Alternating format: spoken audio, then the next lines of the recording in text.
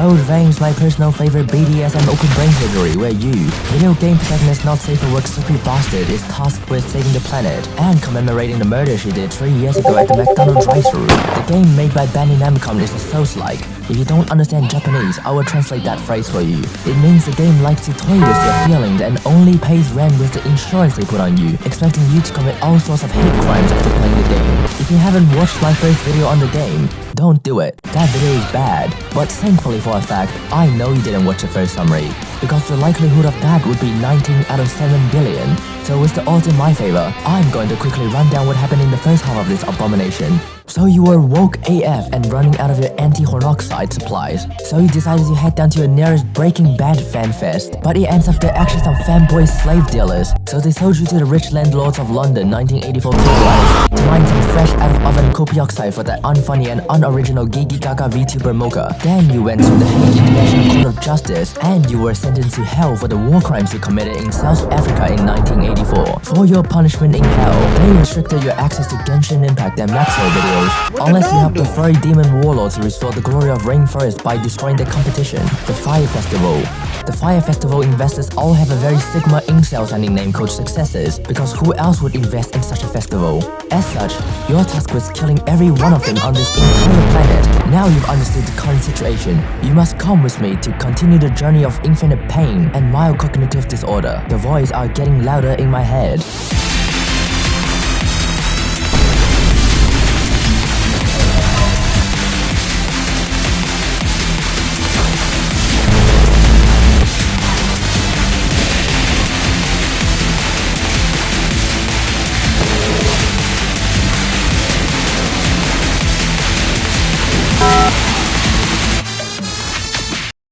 Tasked with killing every successor on this planet, we are teleported to Canada by the Eldritch Beings for the search of our first Fire Festival Patreon.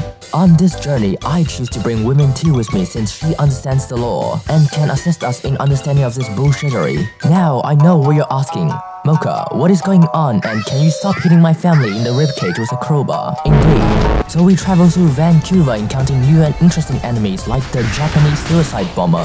Wow, how interesting. It really reminds me of the time when I was hit by a car. So you commit some more battery. I guess a few more years added to a death sentence isn't a big deal. You quickly get through the level by utilizing the power of underhand tactics like the straight-up rifle to engage in the Second Amendment rights. Hey Snake, I think the US was right about that one. By the way, each character in Code Vein has their own unique character arc, designed so you can watch cutscenes until the heat death of the universe, and to make you empathize with the characters. For example, this is Mia. She's dressed like an old-fashioned USSR prostitute in the cold Canadian lands, just like her mentally deranged fashion choice. Her little brother Nicola is unfortunately one of the retards that got tricked into swiping mommy's credit card to invest in the Fire Festival. Buying some primal gems is good and all, but unfortunately, he didn't read the terms and conditions, which states that you have to be locked in essentially a massive coffin for all eternity and beyond. So with nothing to do in his massive coffin, he stops juicing and eventually turns into Canadian Potemkin. Unfortunately, even with all of these steroids, he's still an easy boss. So we did a little bit of trolling and kindly decapitated the child. You call it child murder. I call it pedicide.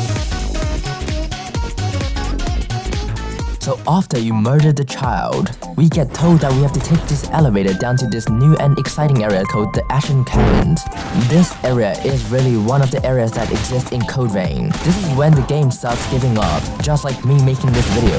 When I got to this nearly duplicate of the tutorial area, my instinctive reaction is to speedrun away from the immediate area, just like when my wife told me she's pregnant. So after killing my wife and bringing 10 kilometers away from my past mistakes and the enemy, we finally came out of the basement. The city of New York has been set on fire by the arsonist Catwomen, and that leads to the nearest 5G tower being destroyed.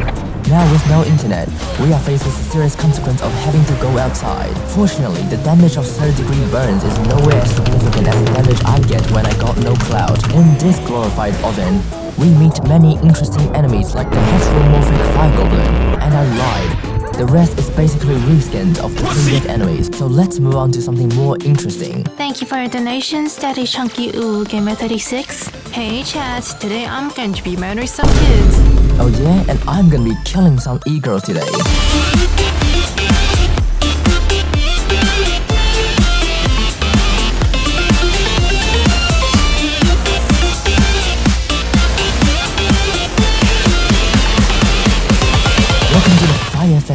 Looks like our retarded protagonists haven't forgotten that yet. Gotta get back and grind on those daily missions. Looks like they've hired a very hot ego to participate in the event and starve on a deserted island. Now, I know you're typing your little ass off in the comment section. Mocha, this isn't law accurate, how the fuck? Shut the fuck up. I might hate myself, but I hate video games even more. So I'm just gonna do what my therapist did to his last patient.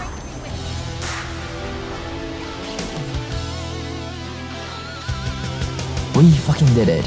We killed Fire Festival 2077, and we got our Genshin Impact perms back. But when I logged on, the furry demon god has spent all my primal gems without getting a single 5-star. And he also sent a collab request to my favorite virtual YouTuber Max, and they haven't collabed and my video gets over 20 views. So for the sole reason of revengeance, and not for anything else sake, he fucking heads to where the furry god resides, the IRS fortress. To head to the IRS fortress, we must go through the desert. To get to the desert, we went through this previously locked door, and walked for an entire 2 minutes. Have I told you there's a Metal Gear Solid 3 ladder sequence like transition for every single area in this game to justify the geological location of this purgatory nightmare limbo? I may be no geologist, but why is Siberia connected to the Sahara Desert? I want to die myself. This might look like a desert, but it's actually just a Miyazaki swamp all over again, and the anti-mana quicksand renders my gun useless.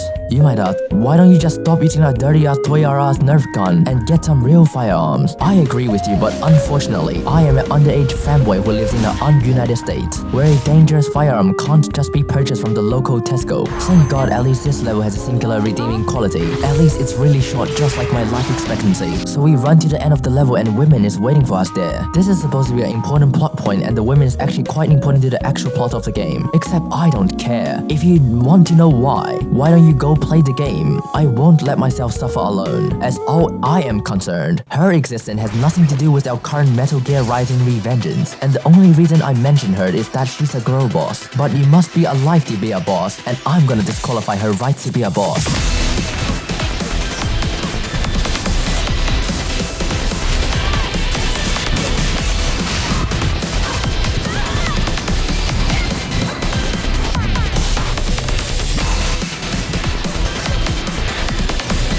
Sometimes I really wish there would just be a plane crashing from the sky and killing all my problems. You serve zero purpose. You should kill yourself now. Well, now the way to get killed, we get to the IRS. Welcome to the IRS castle. At this point, the developers has just given up. This is literally just white Analondo all over again, but with less AIDS sprinkled across the floor. This is where I introduce the X-villain of the story. I say X because I've not only altered the timeline so much and created multiple time paradoxes, and I also merged the plot of another game in the previous video. To appeal to my non-existent Japanese fans, we have Japanese Mr. Epstein, who's really infatuated with kids and does life experiments with them, turning them into deranged cat girls. Let's hear what Mr. Epstein has to say. Objection! What the fuck is he saying? That sounds pretty racist to me, die bitch. Now with our second biggest threat removed and a court summon saying apparently I murdered some innocent civilians or something, we move on to the next area. I think the developers has lost their mind, or maybe they've just worked at Activision Blizzard before. Just because you've changed the time of the day and make the player play it backwards doesn't mean it's a new map. Coincidentally, the boss is just the same boss, but now he's white. You know what? I give up. Let's just move on. Welcome to the IRS headquarters. We finally made it. Before you ask, yes, you're indeed fighting a clone of your waifu. As for why, I don't have to explain shit. The IRS headquarters is designed to be a maze to keep tax stealers and degenerate morons like me, who tries to kill the executive chief tax collector constantly. This place is more heavily guarded than my hentai folder. Getting in is hard, but getting to the furry god will be harder. But fortunately, Big Boss doesn't skip his leg dates and can outrun all of the enemies, so she breaches the defense of this fortress, reaching the throne room and confronting the furry demon lord. Bro, for the last time I didn't steal your fucking mobile game currency. Get the fuck out of my room. You won't get away with your crime, criminal. Mankind knew they cannot change the horny kids, so instead of reflecting on themselves, they blamed Genshin Impact. Heaven or hell? Bitch, you're not taking your Genshin account back. It's mine and you'll be mine forever. So you did steal it. I did it and I'll do it again. Do one. Let's rock. It's time for the final showdown against Evil. The fight against the Skull King, that's his persona name by the way, is truly one of the best fights in Code Vein, except for the occasional random fucking bullshit hitbox. This fight is indeed very up to standards for Genshin Impact. Against this boss, you have to carefully balance aggressiveness and defensiveness, dodging and counter-striking him down bit by bit. This fight requires your full attention and everything you've learned from slaughtering trust fund kids, bugs, fish rippers, and the urge to commit serious violence to themselves in the worst level design, perhaps in all of the video games. As the fight progresses, he gets harder and harder until he has one last bar of health left. At this point, he will just go full apeshit mode, and now doing anything besides dodging is an automatic free surgery for your head to be removed from your neck. But you know how the old saying goes.